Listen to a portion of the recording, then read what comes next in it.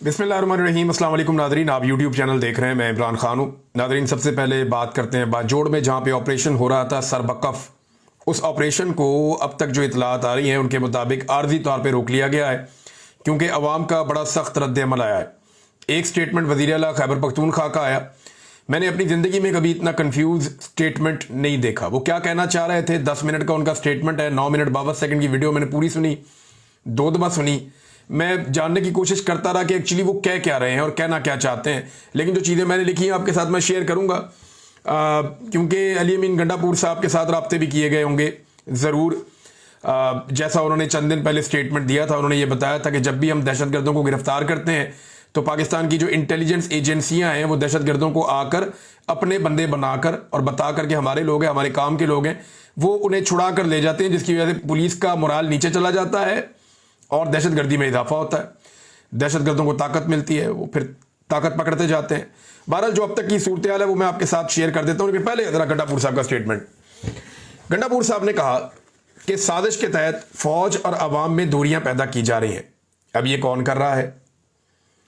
ये तो गंडापुर साहब खुद अपने मुंह से कहते रहे। उन्होंने कहा जी इन्हें बेनकाब करना बहुत ज़रूरी है। अवाम हुकूमत और इदारों का साथ नहीं देंगे तो जंग नहीं जीत सकते। इस जंग में आप सबका साथ बहुत ज़रूरी है। दहशतगर्दों के साथ साथ उनके सहूलतकारों का भी खात्मा करना है। अब ये साजिश के तहत फौज और अवाम में दूरियां पैदा की जा रही है, तो गंडापुर साहब कई दफ़ा बता चुके हैं कि मिलिट्री एस्टेब्लिशमेंट के जो गलत फैसले हैं या उनकी पॉलिसीज हैं या इदारा जो कुछ कर रहा है आम आवाम के साथ, उसकी वजह से फौज में और अवाम में दूरियां पैदा हो रही हैं। इमरान खान साहब एक मरतबा नहीं 1000 मरतबा कह चुके हैं, बल्कि उन्होंने अपने लास्ट ट्वीट में आसिम मुनीर साहब को इसके लिए जिम्मेदार करार दिया इमरान खान साहब ने, और उन्होंने कहा कि जो आसिम मुनीर साहब कर रहे हैं उसका इदारे को नुकसान हो रहा है, फौज को वो नुकसान पहुंचा रहे हैं फौज को। ये इमरान खान साहब के ट्विटर पे आया ना। तो इदारे और फौज के दरमियान जो दूरियां पैदा हो रही हैं, अली अमीन गंडापुर, इमरान खान, पाकिस्तान तहरीक इंसाफ की पूरी पॉलिटिकल पार्टी और बहुत सारे ह्यूमन राइट एक्टिविस्ट हैं, वकला हैं, बहुत सारे लोग, वो ये कहते हैं सहाफ़ी भी कि ये इदारे की पॉलिसी के नतीजे में हो रहा है। और जो इदारे के टाउट सहाफ़ी हैं वो ये कहते हैं कि जी इदारे को इस बात की अब कोई फिक्र नहीं है कि लोग उनके बारे में क्या सोचते हैं या अवाम से उनकी दूरी पैदा हो रही है। तो ये बात तो सब लोग कहते हैं और गंडापुर साहब खुद कहते रहे हैं।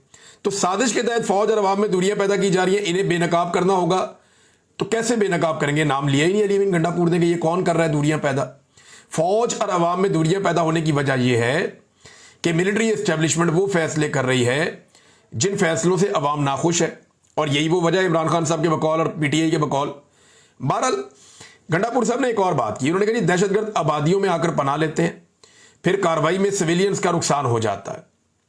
यानी दहशतगर्द क्योंकि आबादियों में आकर रहते हैं, जब उनके ऊपर कार्रवाई की जाती है तो सिविलियंस का नुकसान हो जाता है और हालात खराब होते हैं। हमने ये फैसला किया है कि हम उन्हें आबादियों के अंदर नहीं छोड़ेंगे दहशतगर्दों को। सिक्योरिटी फोर्सेज के लोगों के बारे में उन्होंने कहा जी ये हमारे मेहमान हैं, जो इन पर हमला करेगा उन्हें हमने यहां से निकालना है।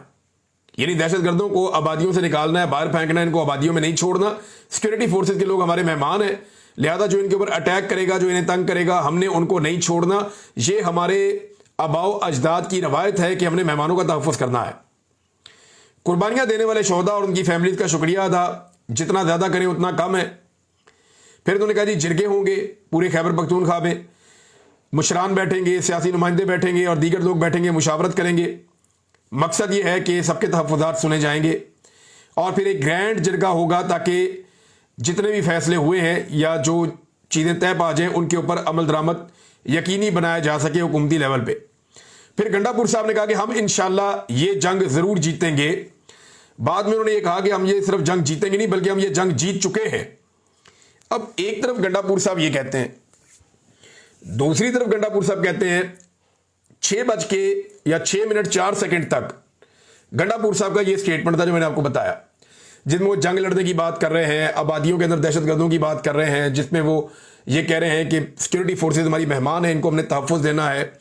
फिर वो ये दहशतगर्दों के बारे में जो बात कर रहे हैं, फिर वो ये कह रहे हैं कि साजिश हो रही है फौज को और अवाम को दूर करने के लिए, इदारों को और अवाम को दूर करने के लिए। तो 6 मिनट 4 सेकंड तक उनका ये स्टेटमेंट है। फिर इसके बाद गंडापुर साहब अचानक से कहते हैं कि कोई ऑपरेशन नहीं हो रहा, और ऑपरेशन इसलिए नहीं हो रहा कि नकल मकानी नहीं होगी, और नकल मकानी जो है उससे नुकसान होता है। तो मुझे ऐसा लगा जैसे गंडापुर साहब विकेट के दोनों तरफ खेल रहे हैं जैसा कि गंडापुर साहब ने खुद अपने मुंह से कहा था कि मैं विकेट के दोनों तरफ खेलता हूं क्योंकि दोनों तरफ मेरे अपने लोग हैं। तो मुझे महसूस हुआ कि वो विकेट की दोनों तरफ खेल रहे हैं लेकिन खेल ही नहीं पा रहे हैं, बहुत ही बुरा खेल रहे हैं। वो ये वाली बात भी पूरी नहीं कर पाए और वो वाली बात भी पूरी नहीं कर पाए। वो दो कश्तियों के अंदर सवार है।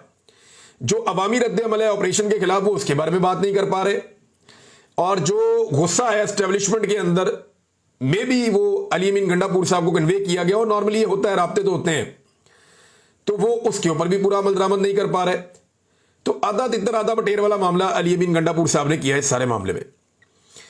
तो तरक्की के लिए अमन लाना होगा, साथ उन्होंने ये भी कहा, और ये मिलकर करना होगा। फिर मादनियात के मामले के ऊपर अली अमीन गंडापुर साहब ने कहा कि ये हमारा असासा है, हमारे अवाम का असासा है, और ये प्रोपेगेंडा किया जा रहा है कि इसे कोई ले रहा है। मैं आपको ये बता देता हूं, इसका इख्तियार भी हमारे पास है, हमसे ये इख्तियार ना मांगा गया और ना हम देंगे, ये हमारे पास ही रहेगा। लेकिन दूसरी तरफ मैं देखता हूं मुराद सईद मादनियात की बात करते हैं, शानदाना गुलजार मादनियात की बात करती हैं, पाकिस्तान तहरीक इंसाफ की पार्टी के 90% लोग मादनियात की बात करते हैं, तहरीक इंसाफ की जो सूबाई हुकूमत है उसके लोग मादनियात की बात करते हैं। वो ये कहते हैं हमारे मादनी वसाइल पे कब्जे की ये लड़ाई है। जो खैबर पख्तूनख्वा के अवाम है वो मादनियात की बात करते हैं। लेकिन दूसरी तरफ अली अमीन गंडापुर साहब कहते हैं जी कंट्रोल मेरे पास है, ये प्रोपेगेंडा है। अब ये प्रोपेगेंडा अली अमीन गंडापुर साहब की अपनी पार्टी अगर कर रही है, उनके अपने लोग या उनके अपने सूबे के अवाम कर रहे हैं, तो वो बताए ना कौन कर रहा है प्रोपेगेंडा। यानी क्या ये खबर गलत है, या ये सवाल जो उठाया गया था पार्लियामेंट में, ये सवाल गलत था कि FWO को, जो फौज का एक झेली इदारा है, उसे कॉपर माइनिंग का खैबर पख्तूनख्वा में ठेका किस टेंडर के तहत मिला, ये सवाल उठाया गया था। यानी क्या वहां पे कोई बोली हुई, कोई टेंडर हुआ, वो ठेका वैसे ही मिल गया, इसका रोला पड़ा हुआ था, ये सवाल उठाया गया था। क्या ये सवाल गलत उठाया गया? क्या गंडापुर साहब ने इसके बारे में बात की? तो गंडापुर साहब ने दावा किया था कि हम काम करेंगे इसके ऊपर, जो इजाफी इख्तियारात दिए गए हैं फौज को खैबर पख्तूनख्वा में, इस गुफ्तगू में उसका भी जिक्र नहीं है। तो ऐसा लगता है कि गंडापुर साहब पे शदीद प्रेशर आया, महसूस होता है, मुझे जाती तौर पे लग रहा है, मेरा ये एनालिसिस है, मुझे लगता है उन पर प्रेशर आया। और एस्टेब्लिशमेंट, आपको पता है जो पाकिस्तान में हालात में प्रेशर तो वो डालते हैं, और ये प्रेशर तो फील भी होता है, पता भी चलता है। तो गंडापुर साहब चंद दिन पहले तक जो थे, ये सारी जो टॉक वो कर रहे थे, इसमें वो नहीं थे। लेकिन पाकिस्तान तहरीक इंसाफ कहां खड़ी है ये देख लें। इसमें पाकिस्तान तहरीक इंसाफ के लोग जो है वो पूरी ताकत के साथ खैबर पख्तूनख्वा की आवाम के साथ खड़े हो गए। और ये जो मनाजिर मैंने देखे हैं, इसमें जुनैद अकबर साहब कहते हैं हम हर ऑपरेशन के खिलाफ हैं, ये इदारे हमें बताएं पहले ऑपरेशन होने जो हुए हैं उनके क्या नताइज हैं। अगर पहले ऑपरेशन कामयाब थे तो अब दहशतगर्द कहां से आ गए? पहले कहा जाता था कि अफगानिस्तान में तालिबान की हुकूमत आएगी तो दहशतगर्दी नहीं होगी, लेकिन अब ये सब कुछ हो रहा है। फिर जुनैद अकबर ने कहा कि खैबर पख्तूनख्वा हुकूमत ऑपरेशन को फौरी तौर पर रोके। खैबर पख्तूनख्वा हुकूमत को आईनी इख्तियार देता है कि फैसला करे। अगर खैबर पख्तूनख्वा हुकूमत ने रवैया ना बदला और इसी तरह चलते रहे तो हम फैसला करेंगे और खैबर पख्तूनख्वा हुकूमत के खिलाफ निकलेंगे। ये जनाब जुनैद अकबर साहब। अब गंडापुर साहब खेल रहे हैं विकेट के दोनों तरफ, जुनैद अकबर साहब विकेट के अवाम वाली साइड पे चले गए, पब्लिक वाली साइड से मैं खेल रहा हूं। बहरहाल ये जो मुजाहरा है ये बड़ा खौफनाक है, बहुत बड़ी तादाद में लोग निकले हैं। एक मासूम बच्चे की लाश भी शहरियों ने उठाई हुई थी। मैंने बड़े लंबे अरसे के बाद इतनी बड़ी तादाद में लोग देखे जो बाजोड़ में एक दिन के ऑपरेशन के बाद अवाम निकलकर सामने आई है, बहुत बड़ी तादाद में। शाहिद खटक साहब ने भी कोई तस्वीर शेयर की है, गुलजफर खान साहब जो इस इलाके के रहने वाले हैं उन्होंने कुछ तस्वीर शेयर की हैं। बड़ी शदीद वहां पे नारेबाजी भी हुई, इवन फोर्सेस के खिलाफ भी नारेबाजी हुई, दहशतगर्दी के खिलाफ भी नारेबाजी हुई।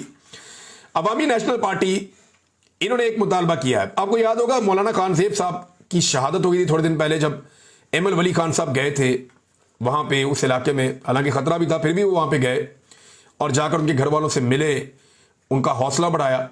बड़ी अच्छी बात थी, मैंने उस दिन तारीफ की थी। अब ये मौलाना खान ज़ेब साहब भी इस ऑपरेशन के शदीद मुखालिफ थे और इसके रस्ते की एक बहुत बड़ी दीवार थे। मौलाना खान ज़ेब के कातिल भी नहीं पकड़े गए, कोई कार्रवाई भी नहीं हुई। और मौलाना खान ज़ेब जो है देखिए ना, वो तो ऑपरेशन के खिलाफ थे ना, तो कोई दहशतगर्द उन्हें क्यों मारेगा? ये सवाल भी अपनी जगह पे ना। उनको तो वो मारेगा जो अमन का दुश्मन है, उनको तो वो मारेगा जो चाहता है कि कुछ ना कुछ ऐसी एक्टिविटी चलती रहे, या अवाम का दुश्मन है जो उनको मारेगा। बहरहाल अवामी नेशनल पार्टी ने एक मुतालबा किया है, स्पीकर से मुलाकात की अवामी नेशनल पार्टी के सूबाई असम्बली के रुकन निसारबाज खान ने।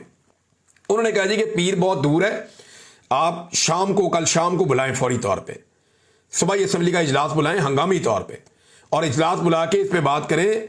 खैबर पख्तूनख्वा के अमन व अमान की सूरत हाल बहुत ख़राब है, यहाँ पे ऑपरेशन किया जा रहा है, गैर एलानिया तौर पर रियासत ने ऑपरेशन शुरू कर दिया है बाजोड़ में, जिससे बेगुनाह सिविलियन शहरियों को निशाना बनाया जा रहा है। ये अवामी नेशनल पार्टी की जानिब से ये जारी किया गया स्टेटमेंट, एमएल वली खान नहीं है, अवामी नेशनल पार्टी की जानिब से जारी किया गया। मुतालबा किया कि फौरी तौर पर इसके ऊपर असम्बली में इजलास बुलाकर बातचीत की जाए। या मेरे सामने नाज़रीन वीडियो खुल गई है, छोटा बच्चा है, उसके कपड़ा बंधा हुआ है, ये बहुत ही मासूम बहुत प्यारा बच्चा है, छोटा सा, इतनी शलवार कमीज पहनी हुई है। इसकी डेड बॉडी इसकी फैमिली ने उठाई हुई है और बाजोड़ वाले एहतजाज में पहुंच गए हैं कि इस बच्चे का क्या कसूर है, यानी इस बच्चे ने क्या किया था। इसमें सलीम ज़ेब अफरीदी साहब लिखते हैं कि पख्तूनख्वा वतन में पख्तूनों का हाल, रियासती मजालम और फौजी ऑपरेशन के वो कारनामे जिनमें आज तक किसी दहशतगर्द की लाश तो हमें नहीं नज़र आती, लेकिन मासूम बच्चों की लाशें हमें नज़र आ रही हैं। ये एक तरह की नस्ल कुशी है और पख्तून माओं की गोदें खाली हो रही हैं। ये बड़े अफसोसनाक मनाजिर हैं। कुछ और मैंने मनाजिर देखे, यहाँ वीडियो मेरे पास हैं। ख़वातीन बच्चे पत्थरों पे चलते हुए जा रहे हैं, अपने इलाके खाली कर रहे हैं। एक मरतबा फिर बाजोड़ में नकल मकानी हो रही है। क्या पश्तूनों की किस्मत में यही रहेगा? वो ऐसे ही नकल मकानियाँ करते रहेंगे, बार बार ऑपरेशन। यानी कभी ऐसा हुआ दुनिया के इस एक इलाके में को 20 ऑपरेशन हो गए एक सूबे में और अभी तक अमनो अमान ही नहीं आया, और हर ऑपरेशन के अंदर हज़ारों जाने गई हैं, सैकड़ों जाने गई हैं, फिर भी बलूचिस्तान में और खैबर पख्तूनख्वा में अमन नहीं आ सका। सिर्फ KPK में 20 ऑपरेशन रिपोर्ट हुए। ये 22वां ऑपरेशन वहाँ की जो मकामी क़यादत है वो ये कह रहे हैं। मोहसिन दावड़ साहब ने भी बड़ा सख्त इसके ऊपर स्टेटमेंट जारी किया है और मौलाना खान ज़ेब साहब के वो सवालात आज सोशल मीडिया पे वायरल हैं जो उन्होंने पूछे थे कि हम तो अपने घर खाली कर दिए थे, लेकिन उस ऑपरेशन में हमारे घर, बाजार और पूरी बस्ती वीरान हो गई। जिसके खिलाफ ऑपरेशन किया गया था वो दोबारा कैसे पैदा हो गए? ये वो सवाल है जो पूछा था मौलाना खान ज़ेब साहब ने। गुलज़फ़र खान जो हैं, जिन्होंने पाकिस्तान तहरीक इंसाफ की जानिब से इलेक्शन लड़ा था बाजोड़ में, और क्योंकि वहाँ पे एक पाकिस्तान तहरीक इंसाफ के साथी जो थे तहरीक इंसाफ वालों के, वो शहीद हो गए थे और उनके भाई ने फिर इलेक्शन लड़ लिया, तो वो छोड़ के चला गया, शहबाज शरीफ की काबीना में शामिल हो गया।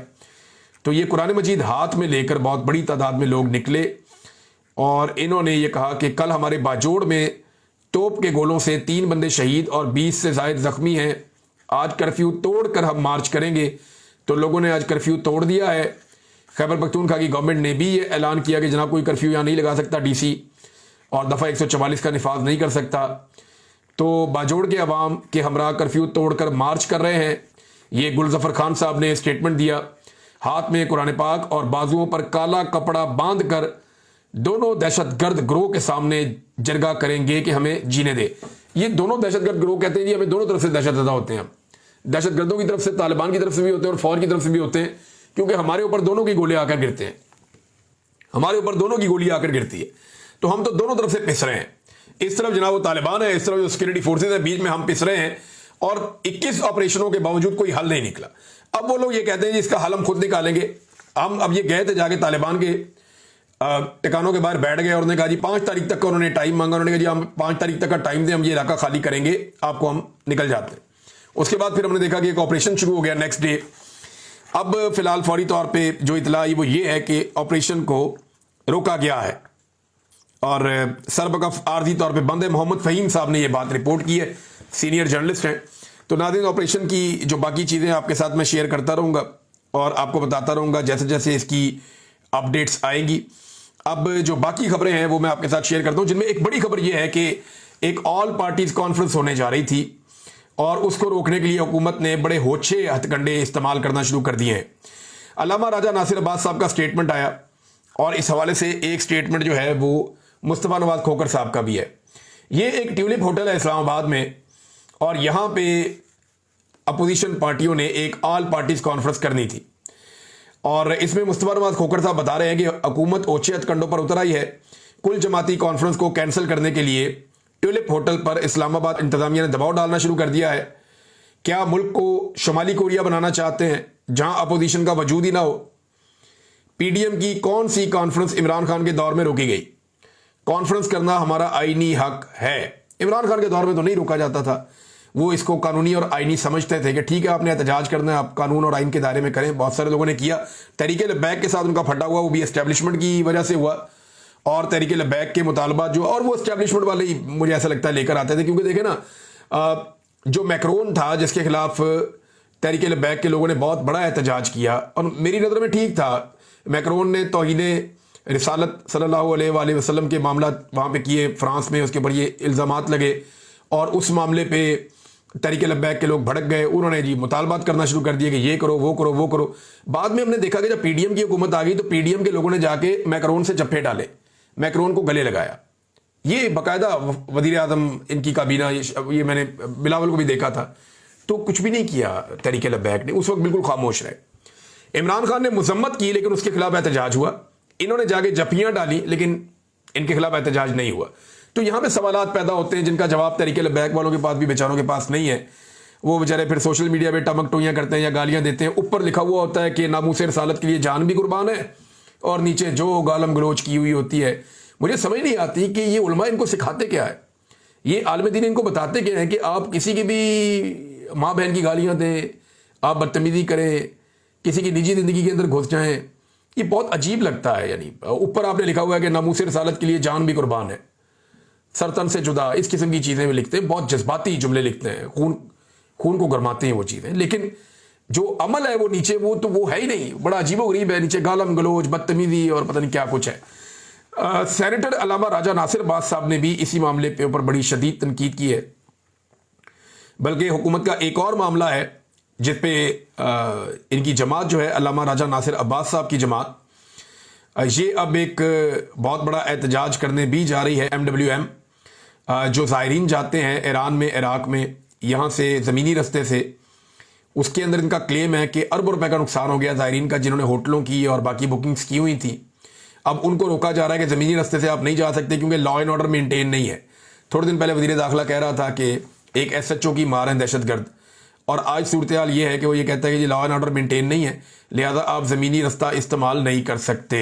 नाज़रीन, आप ज़रा चीनी वाला मामला ले लें, ये भी बड़ा एक इंपॉर्टेंट मसला पाकिस्तान में फंस गया। खबर ये चलाई गई है, ये जियो के ऊपर आप खबर देखें, वज़ीर आज़म का ताकतवर शुगर माफिया से टकराने का फैसला। अंदाजा करें आप कि पाकिस्तान के वज़ीर आज़म ने ताकतवर शुगर माफिया से टकराने का फैसला कर लिया। इनकी अपनी मिलें हैं और मैं आपको एक खबर पढ़ के सुनाता हूं, और ये बड़ी इंटरेस्टिंग खबर है शाहिद असलम साहब की। इमरान खान के दौर में खुद शहबाज शरीफ पर रमजान शुगर मिल्स का 25 अरब रुपए का मनी लॉन्ड्रिंग का केस बन गया। 25 अरब रुपए का मनी लॉन्ड्रिंग का केस बन गया रमजान शुगर मिल के ऊपर इमरान खान के दौर में। पर्चा हो गया, FIA ने दे दिया पर्चा, तहकीकात शुरू हो गई और तहकीकात के बाद पर्चा हुआ था।